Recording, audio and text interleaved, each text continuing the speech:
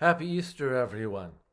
And we celebrate the great feast of the resurrection, that great victory over sin and death. We remember that God made us for life. He made us that we may have abundant and joyful life. But of course, sin came and damaged everything, did great harm. Sin is the one thing that can destroy God's gifts. But God has always been at work, constantly been at work from the beginning to restore us and give us new hope and to raise us up higher than ever before. Last night at the Easter Vigil, we read the story of salvation history and got some taste of how that tends to work. We remember the story of Abraham and Isaac. Abraham and Sarah really wanted only one thing: offspring, to carry on the family line, to be their future after they were gone. And as they got older, that hope faded and finally disappeared. Then all of a sudden God came, and miraculously they had Isaac. What a wonderful thing. What a surprise. What a joy.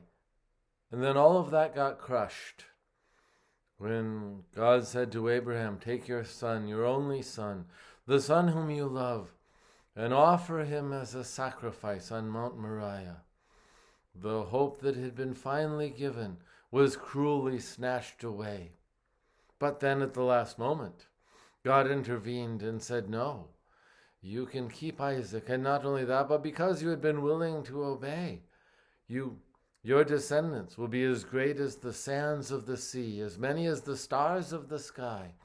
Well, actually, there are quadrillion stars in the sky, but you get the point.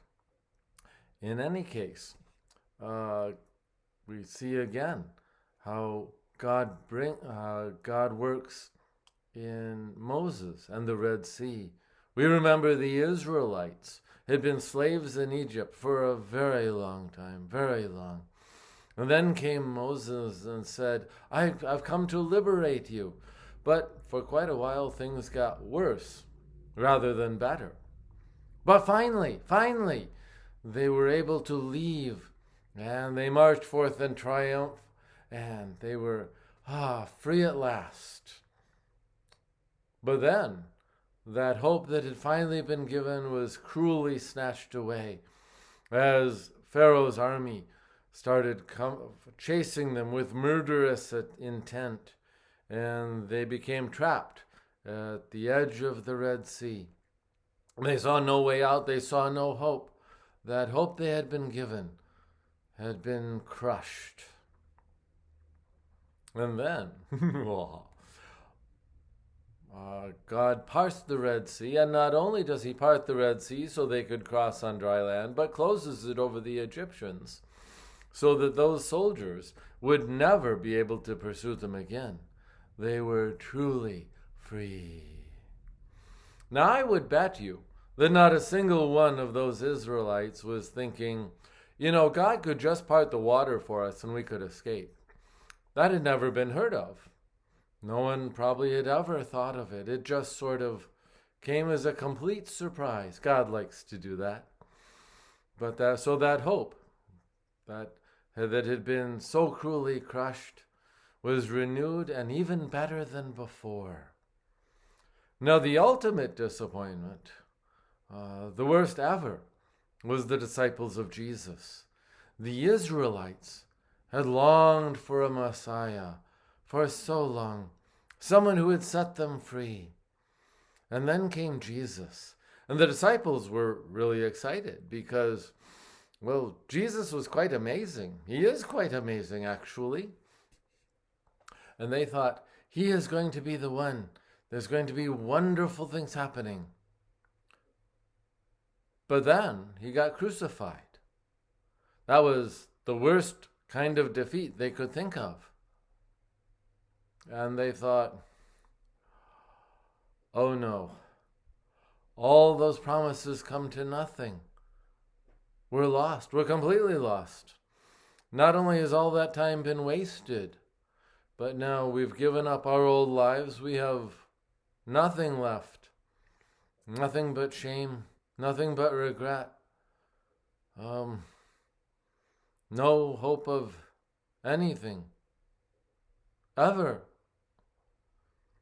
They weren't expecting Jesus to rise from the dead, that's clear. Whatever Jesus said they weren't thinking there was any hope or any possibility of that. It never even crossed their minds.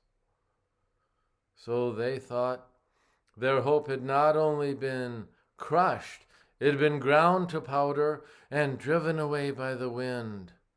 They were utterly, totally defeated and devastated. Nothing to look forward to at all. And then the tomb is empty. Wait a minute.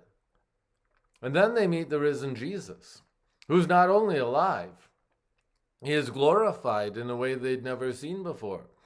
Peter, James, and John got just a little glimpse of this glory at the Transfiguration. But now they see it fully open. Jesus is different from anything they've ever seen. His wounds are still there, but they're no longer wounds. They're marks of glory. They're no longer even debilitating. Walking around with those holes in his feet is not a problem. Locked doors are not a problem. He can apparently appear however he wants. We're only given little slivers. Boy, I would like to have a 150-page description of this glorified Jesus. I'm really looking forward to learning more in heaven. But in any case, this encounter with the risen Jesus made all the difference. They went from being completely lost, completely defeated, utterly devastated, to being unstoppable. They would go on and change the world. Such is the power of being united to the risen Jesus. This new life he has is not only a promise held out for us for heaven, but we can participate to a certain extent here on earth as we are bound to Jesus. The more we are united to Jesus, the more we are conformed to Jesus. The more we can live for heaven, the more we can live according to the kingdom. And the world will not be able to stop us. And the disciples would go on. And they were not deterred in the least bit, not by threats or imprisonment or flogging or stoning or torture or hunger or thirst or even the cruelest death. Such is the power of this new life.